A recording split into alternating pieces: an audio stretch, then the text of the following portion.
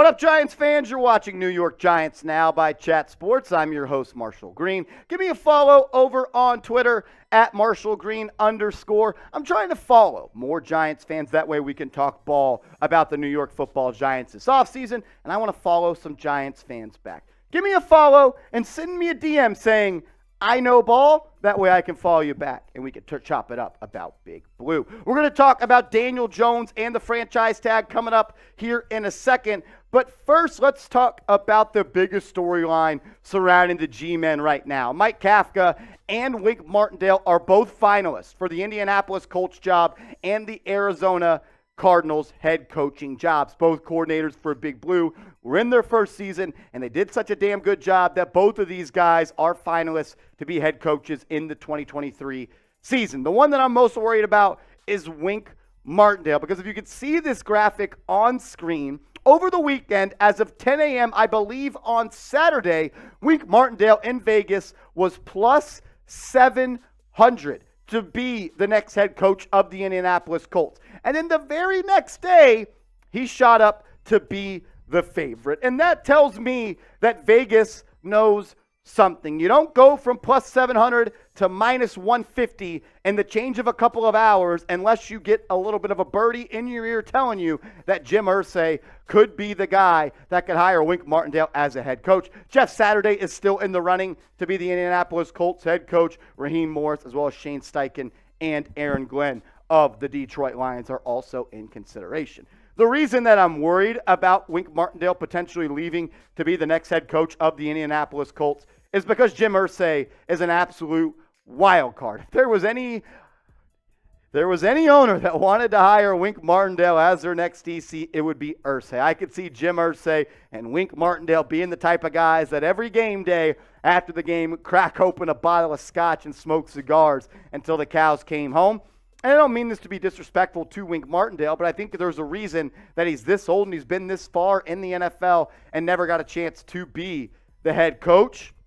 And it sounds like he might be the favorite right now to be the next head coach of the Indianapolis Colts. That'd be a huge loss for Big Blue. He's pretty much the assistant head coach of this football team. Dable handles the offense, obviously with Mike Kafka, and then Dable pretty much gave the reins to the defense with Wink Martindale. And losing him will be absolutely devastating to this team.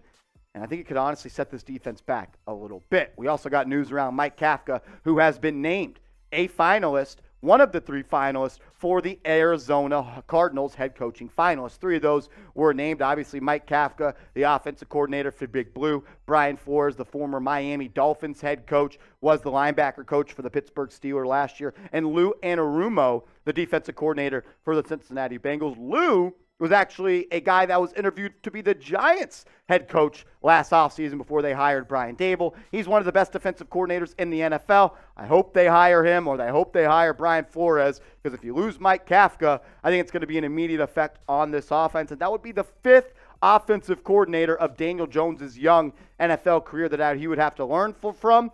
And that would be very unfortunate for DJ and this offense, because we saw the immediate impact that Kafka had on this Big Blue offense. When you look at what they were in 2021 before Kafka came to town, they were the worst offense, in my opinion, in the National Football League, averaging less than 15.5 points per game, less than 300 total yards per game, couldn't even rush for 100 yards per game, less than 203 passing yards. And I think the most damning stat of all that told you what was going on with the New York Football Giants when it comes to Jason Garrett is their red zone touchdown efficiency. They only scored touchdowns in the red zone 44.7% of the time with Jason Garrett. And I think the key that showed you that Kafka was a damn good offensive coordinator is how much that improved. They went from the worst red zone offense to the seventh best in the NFL, scoring touchdowns in almost 63% of those drives. They also upped their points per game by more than 6 a game. Had more than 70 more yards per game. Their rushing offense got much better. Passing game stayed the same, but they were much more efficient with the football, and they were able to take care of the rock and simply win games and close out games with the run game. If I had to decide which coordinator and their loss and them becoming a head coach would hurt New York Football Giants more, I believe it would be Wink Martindale. And I think that's because Brian Daboll is an offensive guru, and I think he would take on more of the responsibility and the onus of becoming that play caller or being a guy that could be in the play caller's ear and kind of like a big brother to him and help him develop. Whereas if you lose Wink Martindale, you got to get a whole new defensive staff and get a guy that wasn't here last year, teaching a whole new scheme, teaching a whole new defense, and essentially losing maybe a top 5 defensive coordinator in the NFL. The Giants were a solid defense under Patrick Graham, but they emerged as a top 5, top 10 defense with Wink Martindale. I just think he brings that swag, that toughness, that mindset, and just the get it done and the aggressive style of defense. They dictated what other teams could do to them, whereas for so long with Patrick Graham,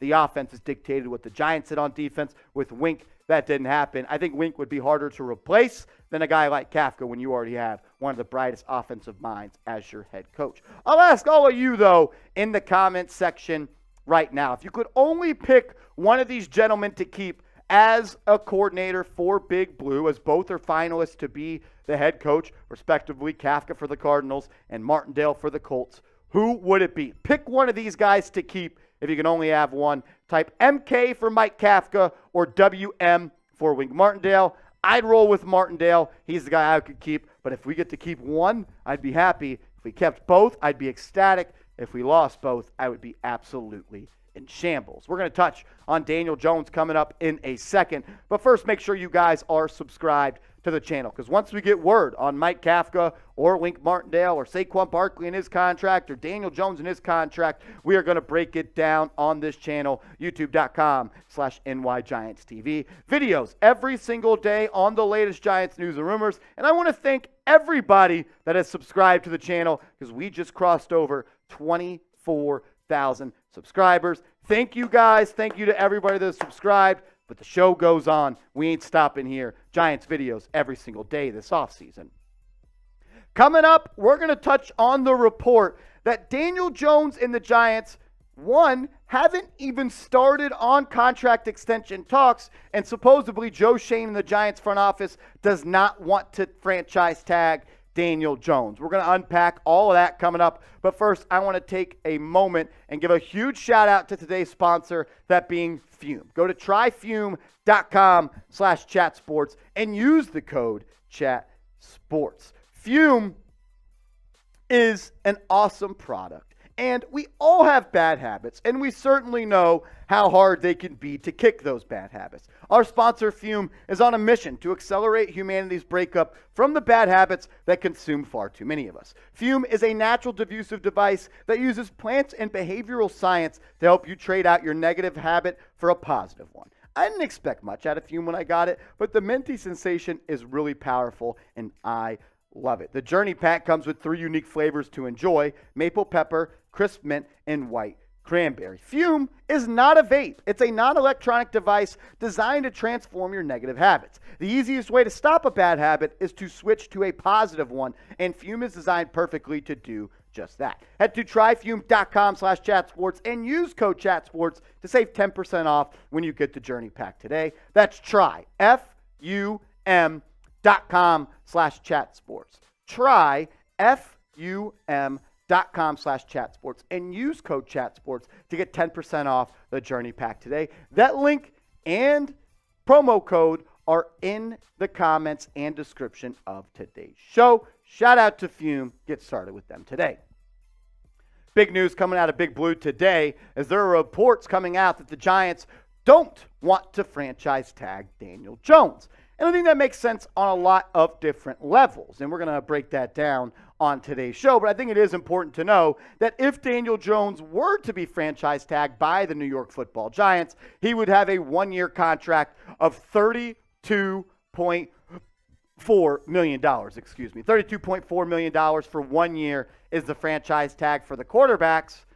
That's a lot of money, and that would be a dagger into the cap space that the Giants have right now, which is about $46 million. That'd pretty much make you not able to make any moves. You'd have to save the rest for your incoming free agents and incoming draft class, Jeff Howe of The Athletic reported this. He said the Seahawks and Giants remain committed to keeping quarterbacks Geno Smith and Daniel Jones. The preference in each case, unsurprisingly, is to reach an extension that will keep all sides happy rather than use the franchise tag. It's still too early to know how either deal will play out coming up the rest of this offseason. The reason that I don't want to franchise tag Daniel Jones is because it would eat up your entire salary cap spot for the 2023 offseason. You wouldn't really be able to improve the roster elsewhere. Right now, the Giants are projected to have about $45 million in cap space, and with the franchise tag of almost $33 million, and that being the cap hit, and that being absolutely guaranteed,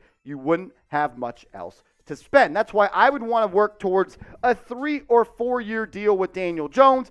I've leaned towards wanting a 3-year deal, but I could be open to a longer-term deal with Daniel Jones if some of those years aren't guaranteed, because the longer the deal is, that means the further you're going into the future, and the further you go into the future, the salary cap for the NFL is going to continue to spike, meaning it may sound like a lot right now to give him $35 million, but in 3 years from now, that may not even be top 20 quarterback money in the NFL. These are the highest paid quarterbacks in the NFL right now. Aaron Rodgers tops the list.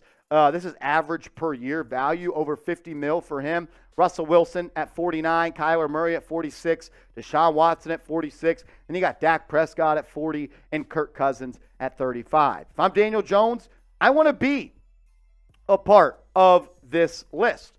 But if I'm the New York Football Giants, I want to hold Daniel Jones to under being a top 10 paid quarterback in the NFL. But when you look at what Daniel Jones this year, I think he has good reason to want to be one of the highest paid quarterbacks in the NFL, especially the fact that he feels like he's just touching the surface of the type of quarterback he can be. Say what you want about the touchdowns, just 15, but you add rushing touchdowns, that's 22 total touchdowns to 8 turnovers, completed 67% of his passes, rushed for almost 1,000 yards. Daniel Jones absolutely has earned the money that he is going to get this offseason. When you go on the road and you win a playoff game, no matter how bad that Minnesota Vikings defense is, you deserve credit. And I do think that win against the Vikings upped his value by about $10 million per year. If Daniel Jones lost that game, I would have said he's worth about $25 million. But right now, I could see Daniel Jones signing a deal with an average annual value of anywhere from $30 to $36 million. I'd like to keep him obviously a little bit lower, because then you could use that money to help out this roster elsewhere. But DJ's a young quarterback, and he's looking to get his first payday in the NFL. I hope it's with Big Blue. I believe it'll be with Big Blue. I could see a deal coming in 4 years, $120+ million for Danny Dimes. I want to ask you, though, how much per year should the Giants pay Daniel Jones? We showed you the top 10 highest paid quarterbacks. I'm not sure I'd make him a top 10 highest paid quarterback. Like I said, if I can get a deal of 4 years, $120 million, $30 million per, with an opt-out after year 3 and year 4, I think that's best case scenario for both squads. But I want to hear from you. How much per year should the Giants pay Daniel Jones? Make sure you guys are following me over on Twitter at @MarshallGreen_. Like I said, I want to chop it up this offseason with more Giants fans outside of just live shows, and that being on Twitter also. Give me a follow on Twitter at @MarshallGreen_. And if you DM me, I know ball. That way I know that you know ball. I'll follow you back and we can chop it up.